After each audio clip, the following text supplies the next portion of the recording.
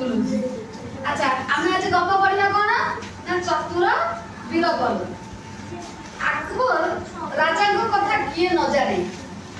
अकबर किए अकबर जने राजा थे समस्त उत्तर लो मुझे आप पचार से कहबो उत्तर दबो। दिने अकबर निज लोक को ताको पाख को डकाइले। अकबर कहा को डकाइले ताको लोक मान को। अकबर किए थिले राजा थिले। अच्छा लोक मान को किए डकाइले अकबर डकाइले।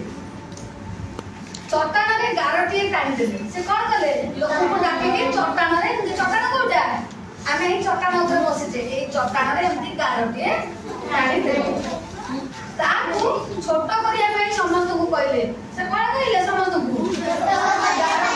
छोट करिया पे कहले। के कहले अकबर कहले। अकबर के थिले राजा थिले। काहा को कहले छोट करिया को गार लोक मान। अच्छा गार कोट टाणी थिले ताकर शर्त थिला गार को मन लिपि बनि थिले। गार का छोट करिवो किंतु गारटा लिपिबो नाही हला। कारण तुम कोन करिवो गारटा तुम लिपिबो से कहले जेमति सेमति थिबो हला। केही एही काम करि पारिले नाही। समस्त कोन कले चिंता रे पड़िले। कोन कले समस्त हला काई चिंता पड़िले काई ना गारटा को एही लिपेई पारिले नाही।